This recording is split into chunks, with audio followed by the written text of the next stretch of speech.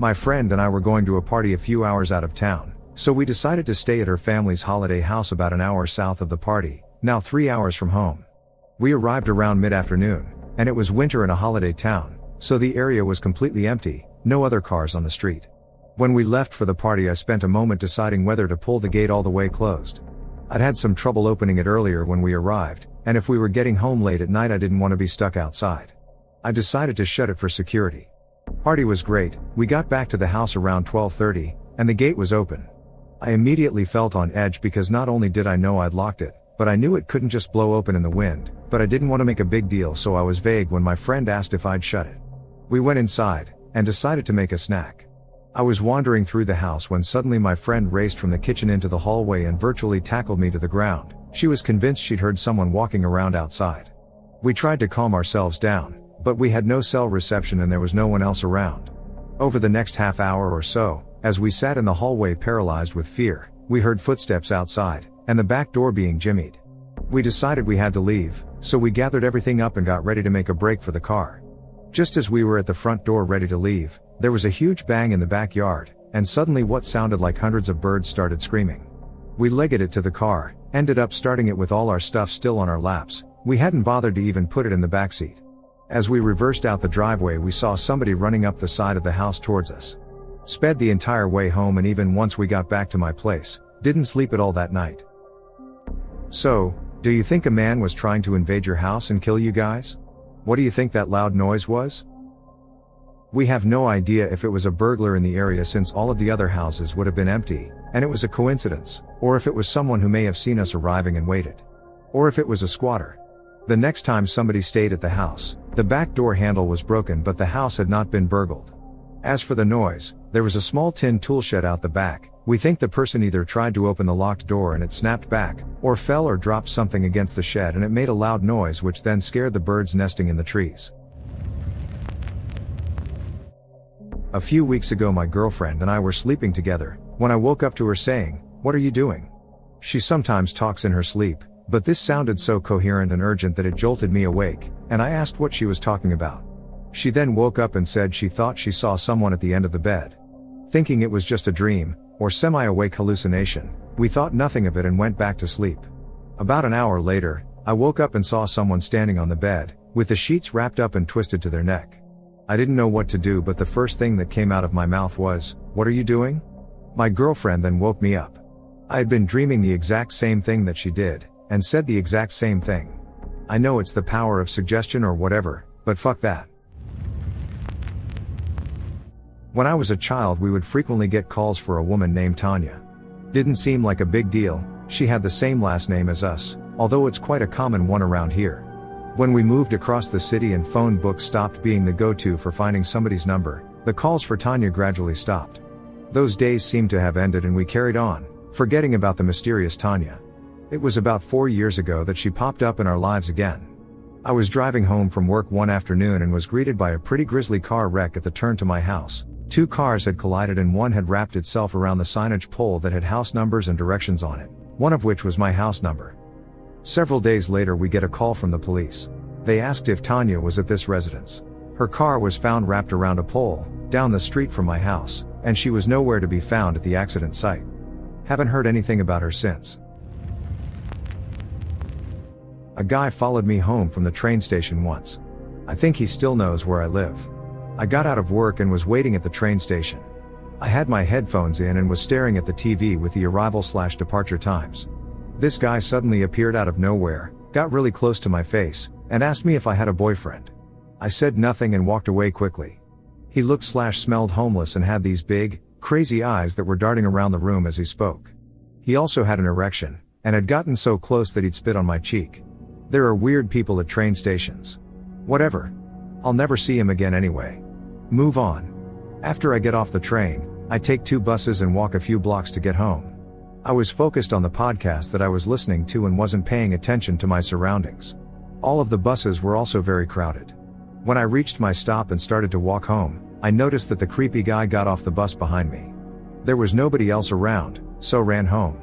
When I got to my door and started to unlock it, he was standing at the end of my driveway. I was crying and fumbling with my keys. Then some of my neighbors pulled up in a truck, and I screamed, "Hello sir, help." Then the creepy guy turned and walked away into the woods. I called the police, but they didn't show up for a while. They had me write a statement, but seemed uninterested. My husband left work early and came home.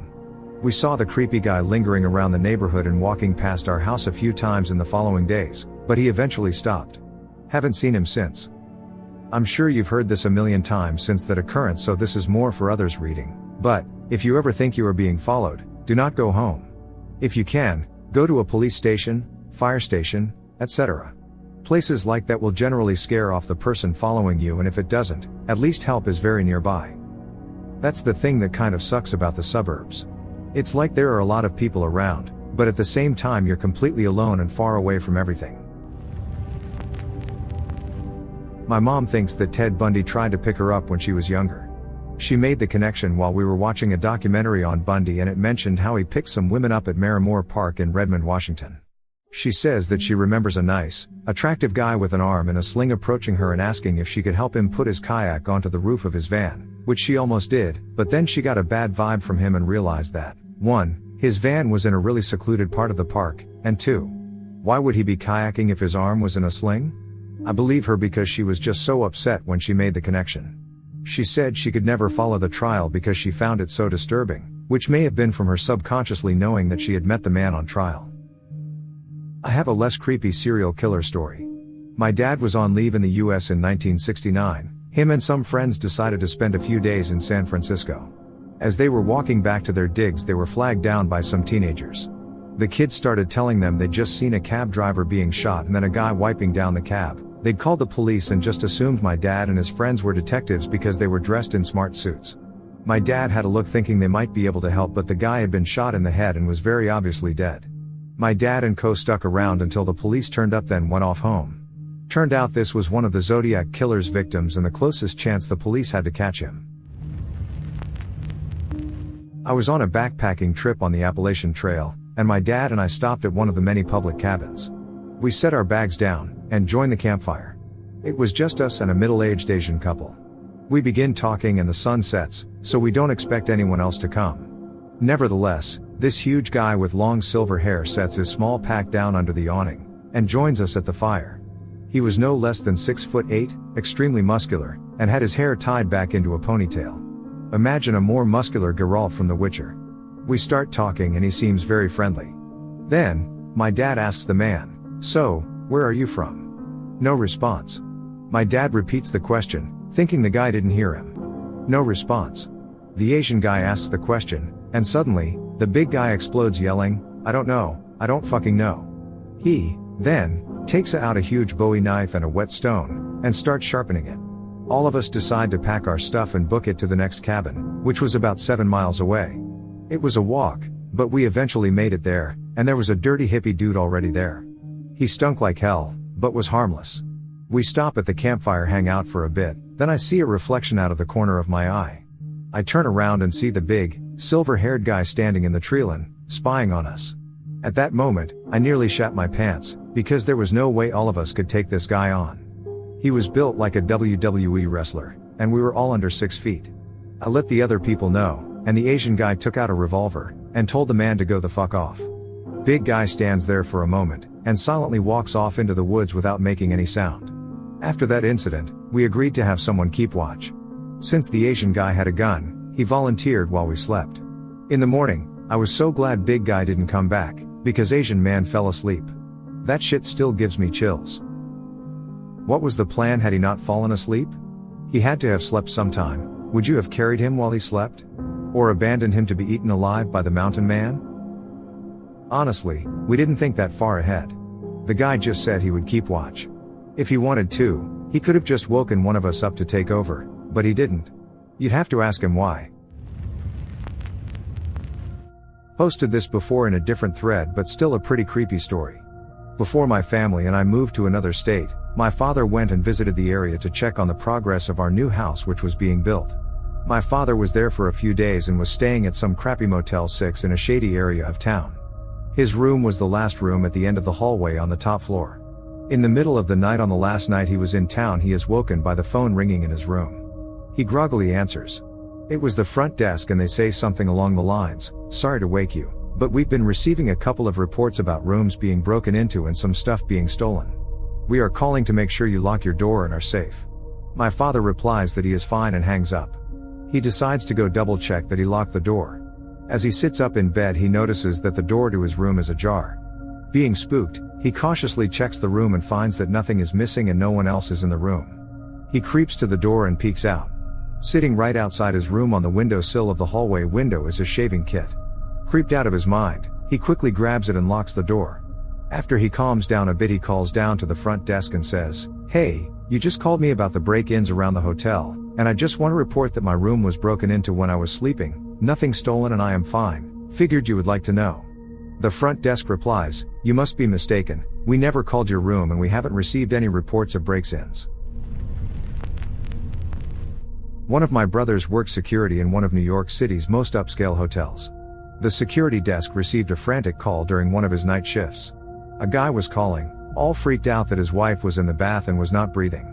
My brother and another security guard rushed upstairs to the room. Sure enough, they found a woman in the tub, and she was unresponsive. My brother and the other guard got her out of the tub and attempted CPR. In the interim, during resuscitation attempts, the NYPD arrived. They told my brother to stop CPR because the lady was obviously dead and, in their opinion, had been for a couple of hours. The husband was questioned extensively.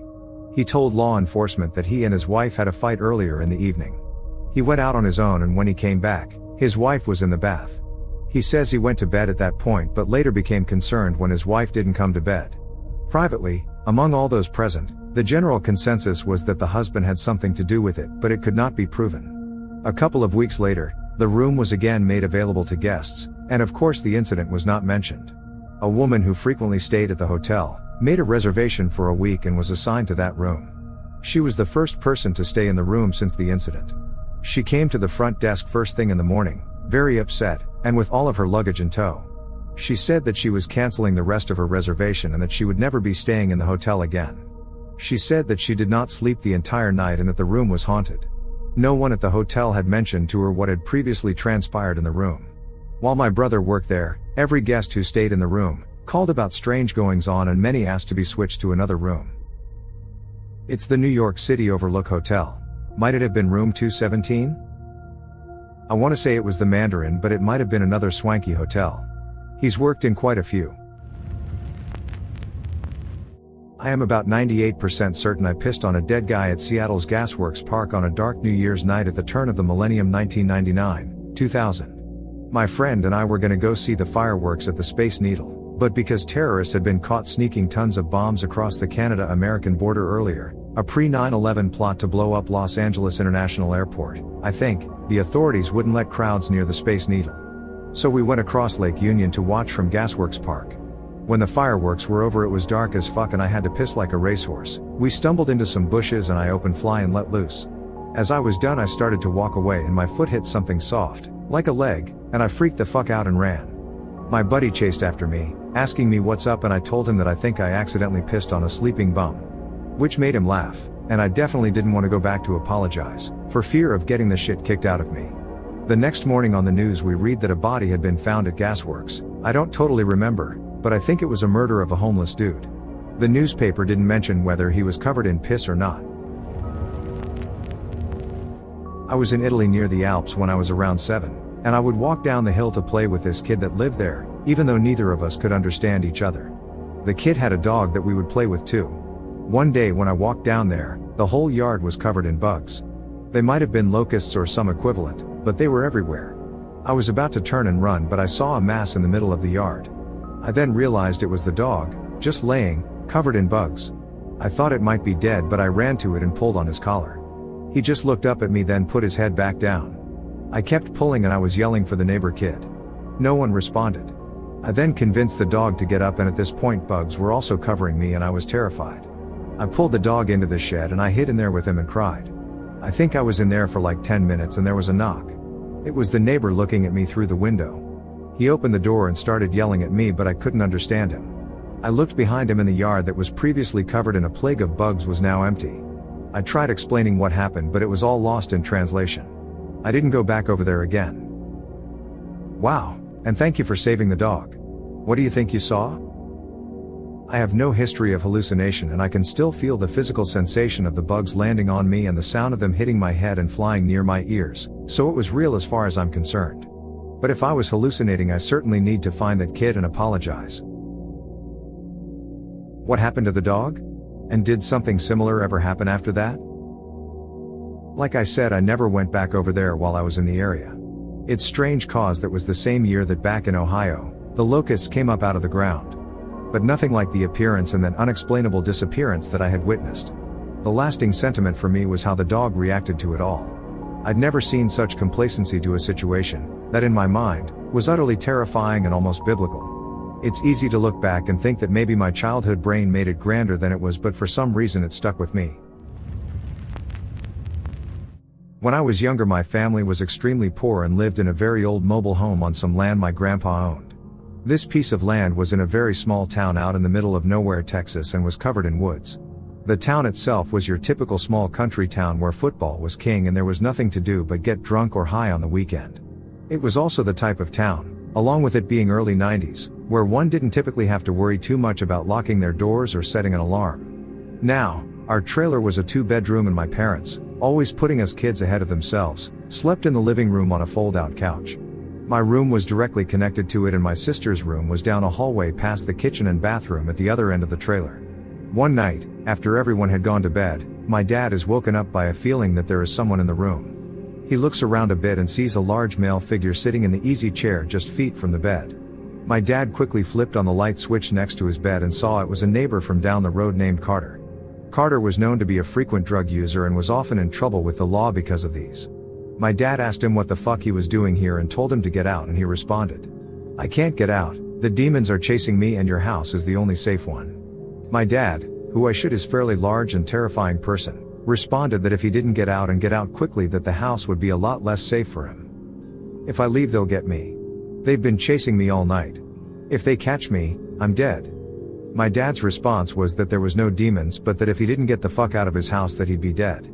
From what I've been told, since I was asleep for this part, my mom also hurled a few threats and, while she may not be big, she was equally as terrifying. I believe it was her anger that finally scared him off. My dad got up and locked the door and watched through the blinds as Carter decided, since he couldn't outrun the demons, he'd steal our old beater Suburban that my dad always left the keys in. He drove around for about an hour. We called the police and it took them about that long to get out to us since the closest police station was about 20 or 30 minutes away. He finally brought it back and was arrested and taken to jail. He was deemed crazy and ended up locked in a mental institution. The scarier part is that for years after this we'd get phone calls where all we'd hear is music that would have lyrics like, "I'm going to fucking kill you."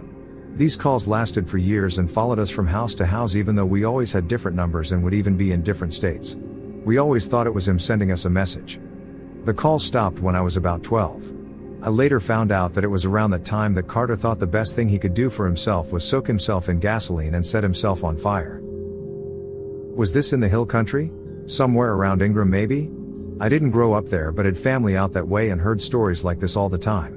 If he didn't douse himself with gas and light himself on fire, he was definitely planning on murdering your entire family. Closer to Waco, so yeah.